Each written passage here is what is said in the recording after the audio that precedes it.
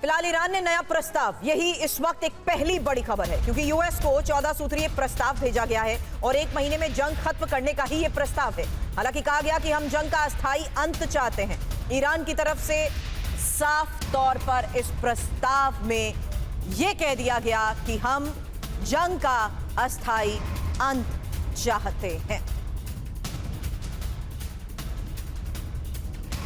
वहीं एक और बड़ी खबर है, ईरानी प्रस्ताव पर ट्रंप का जवाब, क्योंकि ईरान के प्रस्ताव की अब समीक्षा करूंगा, डोनाल्ड ट्रंप ने कहा। लगता नहीं प्रस्ताव स्वीकार होगा। ईरान ने मानवता को शर्मसार कर दिया है, ईरान को और कीमत चुकानी हो।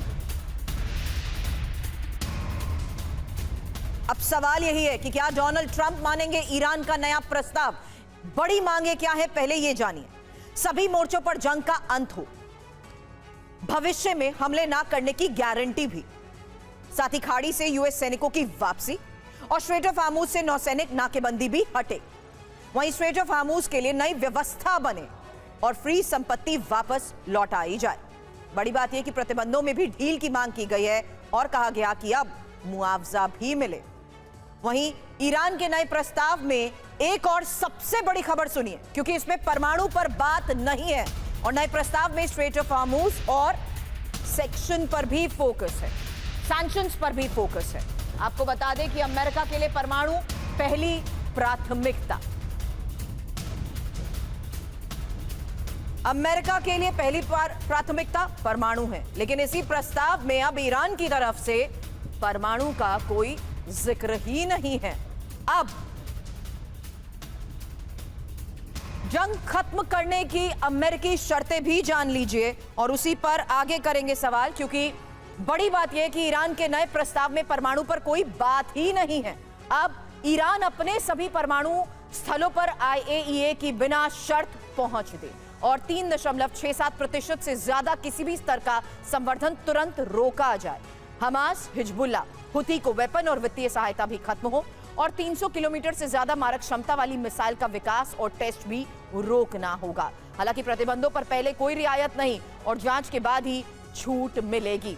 इस बीच आपको बता दें, रक्षा विशेषज्ञ ब्रिगेडियर रिटायर्ड शरदेंदु सर इस वक्त हमें ज्वाइन कर चुके हैं। शरदेंदु सर, अब सवाल आज के हालात में सिर्फ सबसे पहला आपसे करना चाहती हूँ कि ईरान इस स्टेट पे पहुंच चुका है कि वो शर्तें सामने रखता है और अमेरिका को अब डेडलाइन भी देता है। और सबसे बड़ी बात, जो बात अमेरिका बार बार कहता आया है, जिस वजह से दूसरी वार्ता नहीं हो पाई, वो है परमाणु का मुद्दा। उसका इस प्रस्ताव में कोई जिक्र ही नहीं। देखिए, सबसे बड़ी बात है कि ये युद्ध लड़ाई यूरेनियम एनरिचमेंट की वजह से है।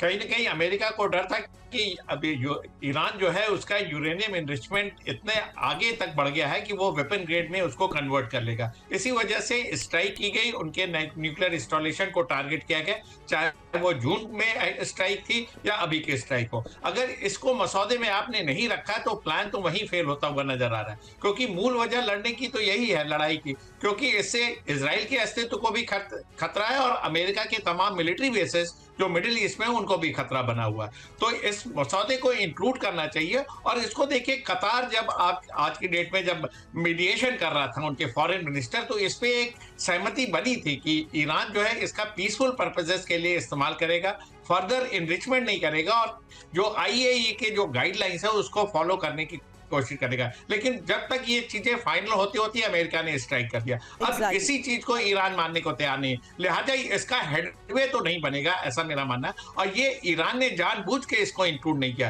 क्योंकि ये across the table talk table पे बात होगी। जब वो स्ट्रेट ऑफ हार्मूज को खोलने की बात करेगा, फिर ब्लॉकेट हटेगा, फिर वो कंपनसेशन की बात करेगा, फिर वो कहेगा परमानेंट हमें पीस चाहिए। तो एक बार्गेनिंग के लिए मानने को राजी होगा, क्या रुख नजर आ रहे हैं? ये एक सबसे बड़ा सवाल इसलिए क्योंकि शक्ति आधारित शांति की पहल करने का मतलब क्या है? अगली खबर सुनिए सर, क्योंकि ईरान पर कभी भी यूएस हमला कर सकता है, इसके संकेत साफ है। ईरान को लेकर राष्ट्रपति ट्रंप का वो बयान जहां ईरान पर फिर हमला कर सकते हैं, और रॉयटर्स के हवाले से ये एक और बड़ी खबर है जहां देखिए किस तरीके से अब दुनिया की सांसें भी थमी हुई है, क्योंकि शांति की हर कोशिश अब युद्ध के मुहाने पर ही खड़ी है। अब एक एक इंफॉर्मेशन आपके सामने, क्योंकि ईरानी प्रस्ताव की समीक्षा की बात भले ही डोनाल्ड ट्रंप कर रहे हो, लेकिन ये भी कह रहे हैं ईरान पर हमला होगा जरूर। तो एक तरफ डोनाल्ड ट्रंप का सख्त रुख, जो पहले कहते हैं कि वो नए प्रस्ताव की समीक्षा करेंगे, लेकिन पलक झपकते ही अपने रुख से पलटकर ये भी साफ कर देते हैं कि इसे मंजूर करने की कल्पना भी नहीं की जा सकती। इतना ही नहीं, ट्रंप की सीधी चेतावनी भी है कि अगर अब कोई गड़बड़ की तो फिर से बड़ा हमला होगा। दूसरी तरफ ईरान का अपना अड़ियल रुख। तेहरान का कहना है कि अब गेंद अमेरिका के पाले में है, लेकिन फिर अचानक पैंतरा बदलते हुए 30 दिन में समाधान वाला नया प्रस्ताव सामने रख दिया। और ईरान ने यह भी स्पष्ट कर दिया कि वो कूटनीति और टकराव दोनों के लिए पूरी तरह तैयार है। अब बातचीत की मेज से लेकर जंग के मैदान तक दोनों देशों के बीच दांव पेच का ये खेल किसी बड़े महाविध्वंस की तरफ इशारा कर रहा है।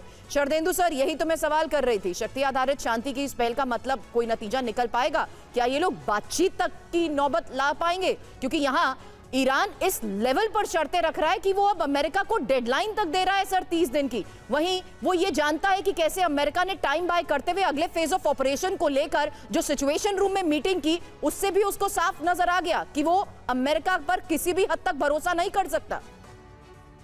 जी हाँ, देखिए, ईरान हमेशा से, अमेरिका और ईरान दोनों एक दूसरे के ऊपर ट्रस्ट नहीं करते हैं, तो सभी को पता है। लेकिन जो ईरान शर्तें जिस तरीके से रख रहा है, देखिए इसमें ऐसी कोई चीज नहीं है जिसको अमेरिका ना माने। अमेरिका के जो मेन क्राइटेरिया है जिसकी वजह से उसने ऑपरेशन किया वो इंक्लूड नहीं किया, वो अमेरिका अपनी बात पे अड़ा रहेगा। और जिस तरीके से उनके एडमिरल जो सेंटकॉम के जो जनरल हैं, उन्होंने युद्ध की तैयारी कर रखी, वो काबिले तारीफ है। अब तो वो पाकिस्तान का भी फ्रंट खोलने की बात करते हैं। तो इस पूरे सीज फायर में जो भी हुआ, दोनों देशों ने अपना बिल्डअप किया है। और साथ में जो 15 पॉइंट प्रोग्राम ईरान ने रखा, वो दिखाता है कि वो युद्ध लड़ना नहीं चाहता है, और यही हालत अमेरिका की है। लेकिन किस बात पे सहमति होगी ये नहीं सुनिश्चित हुआ है, ये मिसट्रस्ट की वजह से है। और अमेरिका अपनी बात पे सही है कि जब तक न्यूक्लियर एनरिचमेंट का प्लान ईरान नहीं छोड़ता है, तब तक वो युद्ध का जो मकसद था वो अचीव करता हुआ नहीं दिख रहा है। क्योंकि अगर वो इस पॉइंट को छोड़ देगा और ईरान यूरेनियम एनरिचमेंट रशिया या चाइना की मदद से करता है और वेपन ग्रेड में इसको कन्वर्ट कर लेता है, तो मिडिल ईस्ट की जो सुरक्षा है वो एक डिफरेंट डायरेक्शन में जाती हुई नजर आएगी। फिर इजराइल और अमेरिका जिस तरीके से, जिस धमाके के साथ वहां पे अपने बातों को मनवाते हैं, फिर वो नहीं रखेंगे। सर, मैंने ये सिचुएशन रूम में की गई ब्रीफिंग को भी इसीलिए मेंशन किया कि अमेरिका, क्या ये कोई एक और स्ट्रैटेजिक मूव तो नहीं है? क्या वो बातचीत का महज एक दिखावा तो नहीं कर रहा?